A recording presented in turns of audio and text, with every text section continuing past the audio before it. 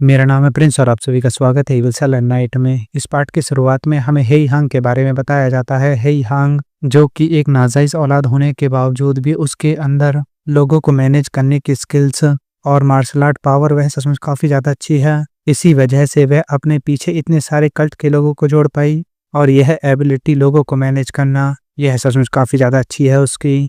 इसके बाद वन भी अपने मन में हेई हांग को देखते हुए कहने लगता है, मैं इसके लिए पहले से ही कई सारे पोजीशन के बारे में सोच सकता हूँ। दूसरी तरफ से हेई हांग वन से कहने लगती है, मैं तुम्हें ये सब इसलिए बता रही हूँ क्योंकि मैं नहीं चाहती कि तुम मुझे कोई ऐसी पोजीशन दो जैसे कि तुम्हारी पत्नी बनना या फिर कुछ और। अगर ऐसा कुछ होता है तो हम मौत तक फाइट कर सकते हैं। वन भी हेई हांग के उस सीन को याद करने लगता है जब हेई हांग उस केव के अंदर थी, जब उसके अंदर सेंस करने की थोड़ी भी पावर नहीं बची हुई थी। वन भी कहने लगता है उस समय पे उसने जो भी सारी बातें कही थी वह सारी इल्यूजन को देखते हुए कही थी, तो इसके पीछे जरूर इसका कोई कारण होना चाहिए।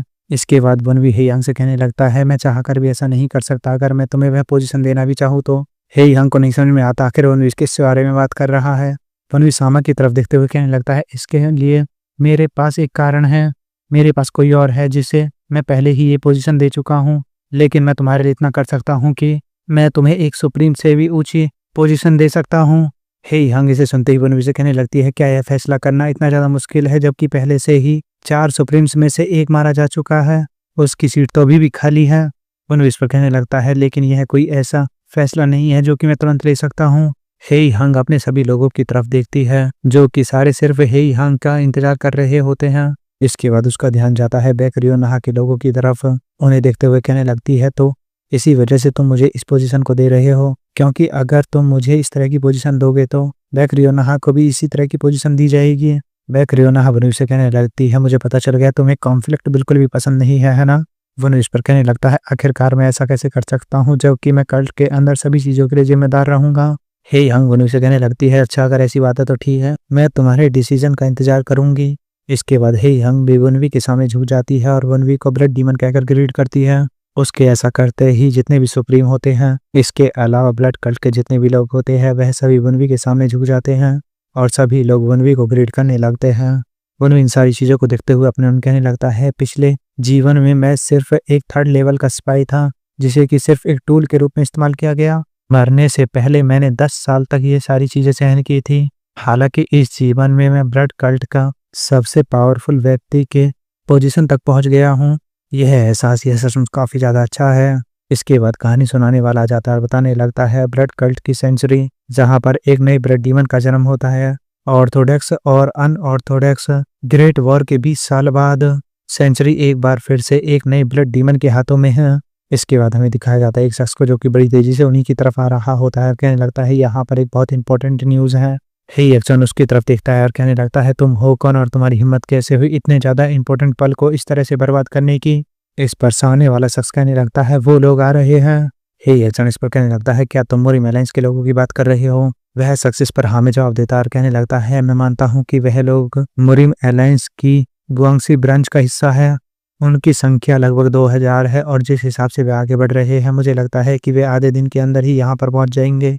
हेई हांग जैसी से सुनती है तो खुश हो जाती है और कहने लगती है, तो फाइनली ब्लड कल्ट के ओपनिंग सेरेमनी का दिन आ गया। लिटिल फेरिस पर पूछने लगती है, ब्लड कल्ट की ओपनिंग सेरेमनी आखिर इसका क्या मतलब है। वन इस पर बताने लगता है, ब्लड कल्ट की ओपनिंग सेरेमनी उसे एनिमीज का ब्लड बहाकर किया जाता है। मेरी प्रीवियस लाइफ में बैक हेई हांग ने ब्लड कल्ट को लीड किया था और ओपनिंग सेरेमनी के दिन बहुत सारे लोगों को मार डाला था। इतने में वह शख्स वनवी के पास आ जाता है और कहने लगता है कि यहाँ पर बात सिर्फ मुरिम अलायंस की नहीं हो रही है, बल्कि उन्हें देखकर ऐसा लगता है जैसे कि गवर्नमेंट की आर्मी भी उनके साथ है। ऐसा लगता है उनकी संख्या कम से कम 4 से 5000 होगी। वनवी से सुनते ही अपने मन कहने लगता है, ऐसा लगता है जैसे कि इस बार गवर्नमेंट भी उनका साथ दे रही है।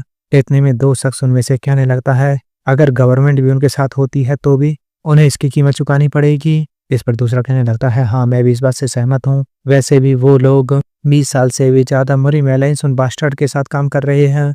वनवी से सुनते ही कहने लगता है, क्या तुम उनकी चाल में फंसना चाहते हो। क्या तुम अब गवर्नमेंट का भी दुश्मन बनना चाहते हो। क्या तुम्हें बिल्कुल भी इसके बारे में समझ में नहीं आ रहा है कि आखिर मुरिम अलायंस वह क्या चाहती है।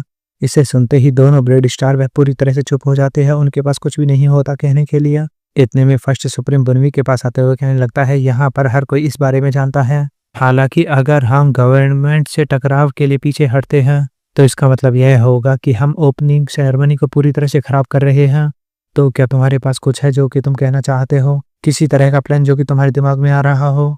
वन भी अपने मन में कहने लगता है, सरकार से टकराव से बचना ही हमारे लिए काफी ज्यादा अच्छा होगा, लेकिन अगर हम इस फाइट से बचते हैं तो मोरी मेलेंस के लोग सभी को बताएंगे कि हम लोगों ने बैटलफील्ड को छोड़ दिया और वहां से डरकर भाग गए। इससे हमारी प्रेस्टीज को काफी ज्यादा ठेस पहुंचेगी। हे यांग वनवी की तरफ देखती है और कहने लगती है, ब्लड डीमन बनने के तुरंत बाद ही तुम्हारा फर्स्ट ट्रायल स्टार्ट हो गया, प्रॉफिट और ऑनर। देखते हैं आखिर तुम किसको चुनते हो। वनवी इस पर हंसते हुए कहने लगता है, मैं दोनों को चुनूंगा, मेरे पास एक ग्रेट आइडिया है, बस तुम देखते रहो। इसके बाद सीन चेंज होकर हमें मोरी मेलेंस के लोगों को दिखाया जाता है जो कि सामने की तरफ बढ़ते हुए कहने लगते हैं, हमें वह दिखाई दे रहा है। इसके बाद मोरी मेलेंस का ही एक शख्स वह सामने की तरफ देखते हुए कहने लगता है, ब्लड कल्ट की सेंचुरी वे उसे उसी जगह पर होना चाहिए। ब्रांच लीडर गुआक, आखिर आपको क्या लगता है कि उनका रिएक्शन किस तरह का होगा? गुआक इस पर कहने लगता है, या तो वो फाइट करेंगे या फिर पीछे हट जाएंगे। मैं जानता हूँ कि यहाँ तक आने के बाद यह कहना थोड़ा सा डिसअपॉइंटिंग होगा कि वो लोग पीछे हट जाएंगे। इस पर एक और शख्स की आवाज आती है, सभी लोग इसी तरह की उम्मीद करेंगे, हालांकि इस चीज को मुरीम ही डिसाइड करेगी, लेकिन हम बिल्कुल भी थर्ड जनरल स्ट्रेटेजिस्ट उसके प्लान को बेकार नहीं होने दे सकते। हालांकि हमारी अलायंस अनरेबल्ड फैक्शंस के साथ में भी नलिफाइड हो सकती है, लेकिन मुरीम के अंदर ज्यादातर ऑर्थोडॉक्स हैं। अगर ब्लड कल्ट एक बार फिर से पूरी तरह से बन जाता है तो सारे में फिर से क्योस फैलने के चांसेस भी बहुत ज़्यादा है। इसलिए अब हमें इनका सफाया करना होगा, नहीं तो जितनी भी अनऑर्थोडॉक्स साइड है वो सारी एक साथ हो जाएंगी, उनका प्रभाव और उनकी पावर वह दोनों ही काफ़ी ज़्यादा बढ़ जाएगी। इसके बाद वह शख्स एक तरफ देखते हुए कहने लगता है, लेकिन मुझे उन सैनिकों के लिए बुरा लग रहा है। इस पर गुआक कहने लगता है, इसी वजह से तो हम उनके साथ फाइट कर रहे हैं। इस पर पहला शख्स कहने लगता है, अगर गवर्नमेंट की आर्मी और हमारे सपोर्ट से ब्लड कल्ट का खात्मा हो सकता है तो मैं अपनी जान भी दांव पर लगाने के लिए तैयार हूँ। इस पर गुआक कहने लगता है, हाँ मैं भी इस बात से सहमत हूँ, अगर हम लोग फाइट करेंगे तो जितना हो सके हम उतने ज़्यादा ब्लड कल्ट के लोगों को समाप्त कर सकते हैं। इसके बाद हमें दिखाया जाता है एक शख्स को, यह होता है डिप्टी कमांडर ली सियोक, जो कि अपने मन में इन दोनों को देखते हुए कहने लगता है, कमीने बास्टर्ड कहीं के।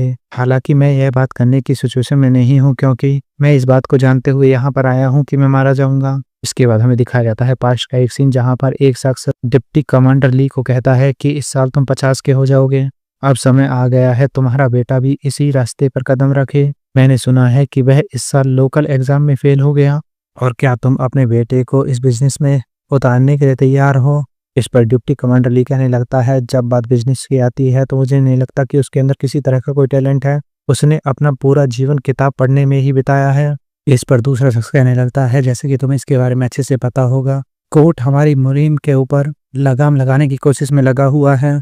यह हमारे लिए ऐसा करने का एक अच्छे बहाने के रूप में इस्तेमाल किया जा सकता है। अगर तुम ऐसा कर लेते हो और इस मिशन को पूरी तरह से क्लियर कर देते हो तो तुम्हारे इस मिशन के और साथ में तुम्हारे परिवार की पूरी जिम्मेदारी मैं ले लूंगा। डिप्टी कमांडर ली इसे सुनते ही अपने मन में कहने लगता है, बकवास, वह मेरी अचीवमेंट्स को अपने लिए इस्तेमाल करने के बारे में सोच रहा है, लेकिन मेरे पास कोई बहाना या फिर कोई अधिकार नहीं है इस प्रस्ताव को ठुकराने का। इतने में डिप्टी कमांडर के साइड में चल रहा शख्स कहने लगता है, तुम्हें यहाँ तक आने की कोई जरूरत नहीं थी, क्या तुम्हें लगता है कि तुम ठीक रहोगे? डिप्टी कमांडर ली इस पर कहने लगता है, आखिर मैं इसमें क्या कर सकता था, वैसे भी यह एक ऑर्डर है। वो लोग चाहते थे कि प्रैक्टिकल अफेयर्स के लिए एक शख्स इनके साथ जाए। इस पर दूसरा शख्स कहने लगता है, अगर चीजें बहुत ज्यादा खराब हो जाती है तो तुम यहाँ से पीछे हट सकते हो। डिप्टी कमांडर की आंखों में आंसू आ जाते हैं और कहने लगता है, हाँ यहाँ तक कि मेरी बॉडी भी जानती है कि मौत करीब आ रही है, फिर भी यह अपनी पूरी ताकत लगा रही है। मेरे दिल की धड़कन बहुत ज़्यादा तेज हो गई है, मैंने आज से पहले कभी भी अपने दिल की धड़कन को इतनी ज़्यादा साफ नहीं सुना था। इतने में उसे एहसास होता है और आंखों को खोलते हुए कहने लगता है, यह मेरे दिल की धड़कन नहीं है बल्कि कोई सामने ढोल बजा रहा है।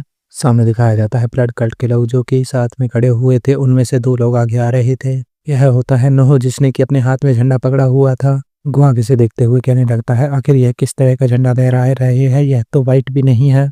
कमांडर ली पीछे की तरफ देखता है और कहने लगता है कि वो लोग बात करने के लिए कह रहे हैं, मुझे नहीं पता कि वो लोग क्या सोच रहे हैं, लेकिन उनसे बातचीत करना मुझे लगता है कि यही उचित होगा। और साथ ही अपना कहने लगता है, यह तो काफी ज्यादा इंटरेस्टिंग है कि वो मिलिट्री फ्लैग्स के सिग्नल्स को जानते हैं।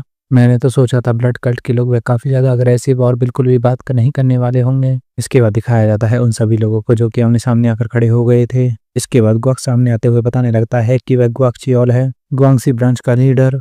पीछे वू जिंगसू है, लिबरेशन सेक्ट का लीडर। नहो इसे सुनते ही उन दोनों से कहने लगता है, हम लोग सिर्फ यहाँ पर गवर्नमेंट के लोगों से बात करना चाहते हैं, आखिर तुम यहाँ पर क्यों हो? इसके बाद कमांडर ली सियोक आगे आता है और कहने लगता है कि मैं गवर्नमेंट के प्रैक्टिकल अफेयर्स का इंचार्ज हूँ, मुझे बताओ आखिर तुम मुझसे क्या बात करना चाहते हो?